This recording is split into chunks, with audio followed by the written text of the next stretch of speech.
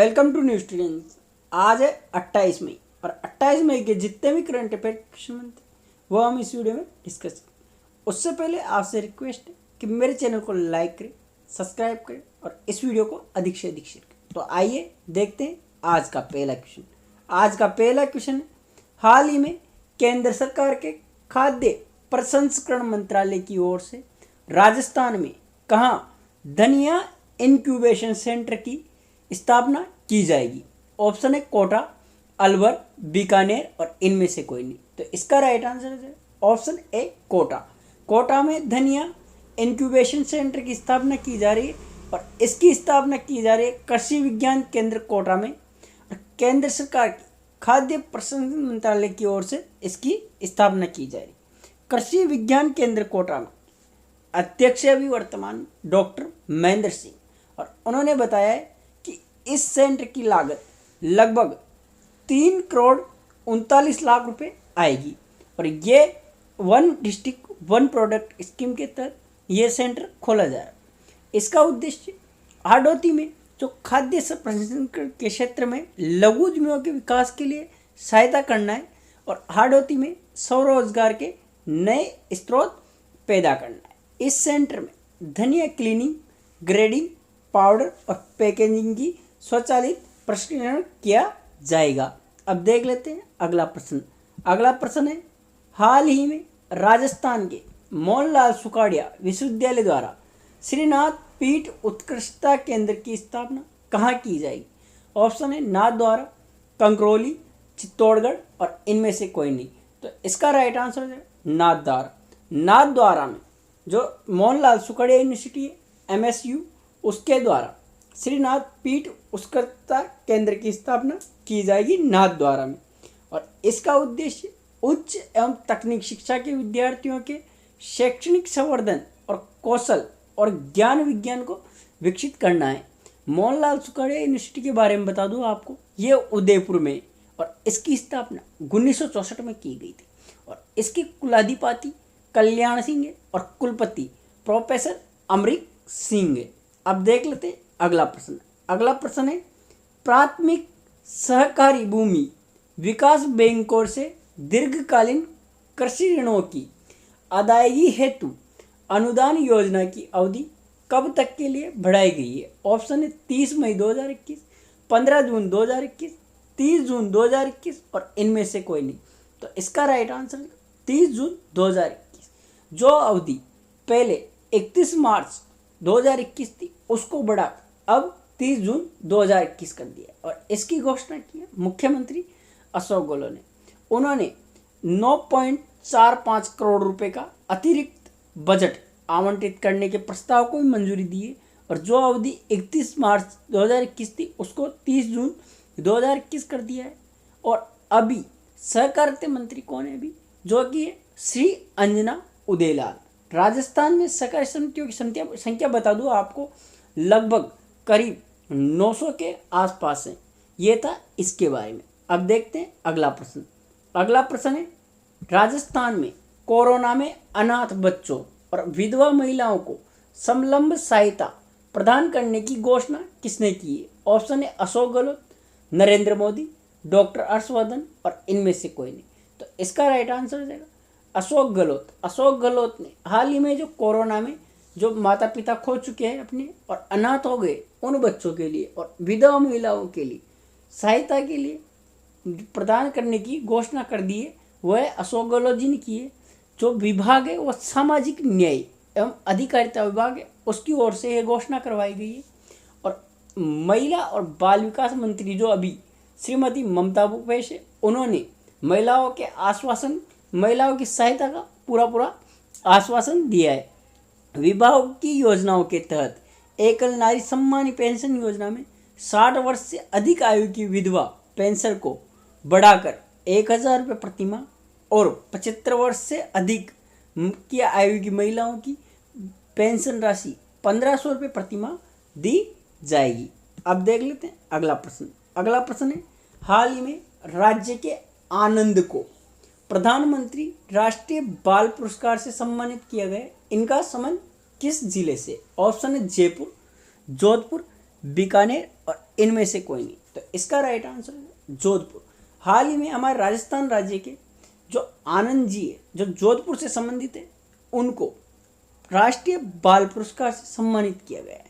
और यह सम्मानित किया गया है गणित के क्षेत्र में उल्लेखनीय उपलब्धि हासिल करने पर। इनको जो है प्रधानमंत्री राष्ट्रीय बाल पुरस्कार से सम्मानित किया गया है। देश भर में लगभग 32 बच्चों को सम्मानित किया गया है। और मंत्रालय के मुताबिक कौन कौन से वो 32 बच्चे किन किन क्षेत्रों में, मैं आपको बता दूं, नवाचार के लिए 9 बच्चों को, कला और संस्कृत के क्षेत्र में 7 बच्चों को, शैक्षणिक उपलब्धियों के लिए 5 बच्चों को, खेल श्रेणी में 7 बच्चों को, और बहादुरी के लिए 3 और 1 बच्चे को समाज सेवा के लिए ये पुरस्कार प्रदान किए गए। अब देख लेते हैं अगला प्रश्न। अगला प्रश्न है, हाल ही में राजस्थान में पूर्व में संचालित कृषि उपहार योजना को संशोधित स्वरूप में पुनः प्रारंभ किए जाने की घोषणा किसने की है? ऑप्शन है नरेंद्र मोदी, अशोक गहलोत, उदयलाल अंजना और इनमें से कोई नहीं। तो इसका राइट आंसर जो है ऑप्शन बी अशोक गहलोत। अशोक गहलोत जी ने जो पूर्व में कृषि उपहार योजना थी उसको संचालित करने की पुनः घोषणा की है। योजना किसानों को मंडी प्रांगण में कृषि जिंसों के विक्रय हेतु प्रस्थान से संबंधित थी। और इस योजना में मंडी स्तर पर प्रत्येक 3 माह में 50,000 रुपये, खंड स्तर पर प्रत्येक 6 माह में 1 लाख रुपये और राज्य स्तर पर प्रत्येक वर्ष 5 लाख रुपये नगद भेंट किए जाते हैं। और इस बार मुख्यमंत्री जी ने लकी ड्रॉ के माध्यम से भाग्यशाली किसानों को ट्रैक्टर और अन्य कृषि उपकरण देने की घोषणा की। यह योजना मुख्यमंत्री जी ने अपने प्रथम कार्यकाल में शुरू की थी, जो अभी वसुंधरा सरकार ने थोड़ी ठंडी कर दी थी, जिसको मुख्यमंत्री जी ने वापस किसानों के हित में चालू करने का फैसला किया है। अब देख लेते हैं अगला प्रश्न। अगला प्रश्न है, हाल ही में किस राज्य सरकार द्वारा बेरोजगार युवाओं एवं किसानों के लिए कामधेनु डेयरी योजना शुरू की गई है? ऑप्शन है राजस्थान, उत्तर प्रदेश, मध्य प्रदेश और इनमें से कोई नहीं। तो इसका राइट आंसर है राजस्थान। राजस्थान सरकार ने अभी बेरोजगार युवाओं और किसानों के लिए कामधेनु डेयरी योजना की शुरुआत की है। योजना के तहत सरकार प्रदेश में देसी गोवंश की डेयरी स्थापित करेगी और बेरोजगार युवाओं और किसानों को रोजगार मुहैया कराया जाएगा। इस योजना में सरकार द्वारा युवाओं व किसानों को 90% कर्ज दिया जाएगा और तय सीमा पर इसे वापस लौटाने पर 30% की सब्सिडी प्रदान की जाएगी, यानी कि उसका 30% का कर्ज है जो वो माफ कर दिया जाएगा। इसमें एक ही नस्ल के 30 गोवंश होंगे। तो ये था इसके बारे में। अब देखते हैं अगला प्रश्न। अगला प्रश्न है, हाल ही में राजस्थान का तीसरा पर्यटक थाना कहाँ खोले जाने की घोषणा की है? ऑप्शन है जोधपुर, बीकानेर, अलवर और इनमें से कोई नहीं। तो इसका राइट आंसर जोधपुर। जोधपुर में राजस्थान का तीसरा पर्यटक थाना खोले जाने की घोषणा की। अच्छा, ये तीसरा जोधपुर में खुल रहा है, तो अन्य 2 थाने कहाँ हैं? वो है उदयपुर और जयपुर में। और ये घोषणा की है अशोक गहलोत जी ने, जो कि वर्तमान मुख्यमंत्री है। यह थाना आरटीडीसी होटल के परिसर में खोला जाएगा। उद्देश्य क्यों है इसका, क्या उद्देश्य है, इसको क्यों खोला जा रहा है? राज्य सरकार की ओर से जो ये थाना खोला जा रहा है क्योंकि लोगों द्वारा पर्यटकों को परेशान किया जाता है और उनके साथ ठगी की जाती है। तो उन शिकायतों पर लगाम लगाने के लिए ये थाना खोला जा रहा है। और इसकी स्वीकृति 2013 में ही मिल गई थी, जो अब खोला जा रहा है। इस पुलिस थाने में लगभग 50 पुलिस कांस्टेबल, 2 सब इंस्पेक्टर और 1 इंस्पेक्टर की नियुक्ति की जाएगी। तो ये था इस प्रश्न के बारे में इंपॉर्टेंट फैक्ट। अब देखते हैं अगला प्रश्न। अगला प्रश्न है, राजस्थान में देश का पहला बाजरा अनुसंधान संस्थान कहाँ स्थापित किया जाएगा?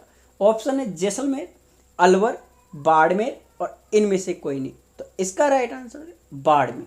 बाड़मेर में हाल ही में देश का पहला बाजरा अनुसंधान केंद्र खोला जा रहा है। अच्छा, बाजरे के मामले में राजस्थान का पूरे देश में प्रथम स्थान ये स्थापित किया जा रहा है आईसीआर।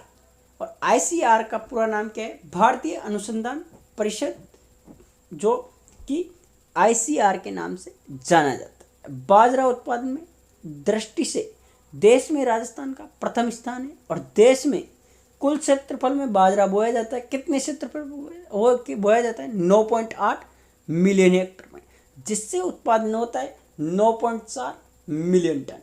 और राजस्थान में 3.75 मिलियन टन, जो कि देश का 42% उत्पादन होता है। राजस्थान में करीब 4.15 मिलियन हेक्टेयर में बाजरा बोया जाता है। इसी के साथ ये देश में प्रथम स्थान पे आता है। अब है आज का आखिरी प्रश्न और लास्ट प्रश्न।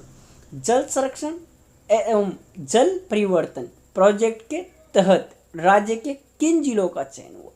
ऑप्शन है जोधपुर जैसलमेर, जोधपुर डूंगरपुर, बीकानेर हनुमानगढ़ और इनमें से कोई। तो इसका राइट आंसर हो जाएगा जोधपुर डूंगरपुर। जोधपुर डूंगरपुर हाल ही में जल संरक्षण और जलवायु प्रोजेक्ट के तहत जो इनका चयन हुआ है। अब वाटर सिक्योरिटी और क्लाइमेट ऑर्डरेशन प्रोजेक्ट के तहत जो समझौता हुआ है वह किन किन देशों के हुआ वो बता देता हूँ आपको। भारत सरकार और जर्मनी के बीच में ये समझौता हुआ है और इसमें 5 राज्य शामिल है: राजस्थान, उत्तर प्रदेश, मध्य प्रदेश, कर्नाटक और तमिलनाडु इस प्रोजेक्ट के तहत शामिल किए गए। इसमें राजस्थान के डूंगरपुर व जोधपुर जिले को शामिल किया गया है। और इसकी नोडल एजेंसी कौन बनाई गई है? इसकी नोडल एजेंसी मनरेगा को बनाया गया है। अब देख लेते पिछली वीडियो का क्वेश्चन जो कि आप लोगों के लिए दिया था। जिसने भी इसका आंसर कमेंट बॉक्स में दिया उनको मैं बहुत बहुत धन्यवाद देता हूँ। क्वेश्चन था, हाल ही में वनस्थली विद्यापीठ के कुलपति का निधन हुआ है, उनका नाम क्या है? ऑप्शन था professor Aditya Shastri, professor Arun Sharma, professor Subhash Garg और इनमें से कोई नहीं। तो इसका राइट आंसर था प्रोफेसर आदित्य शास्त्री। आदित्य शास्त्री। और वनस्थली विद्यापीठ कहाँ पे? ये टोंक में। और इसका पूर्ण नाम शांताबाई शिक्षा कुटीर उद्योग था। और इसकी स्थापना हीरालाल शास्त्री ने 6 अक्टूबर 1935 को अपनी पुत्री शांतिबाई के याद में की थी, जिनका उसी समय देहांत हुआ था। अब देख लेते हैं अगला प्रश्न जो कि आप लोगों के लिए।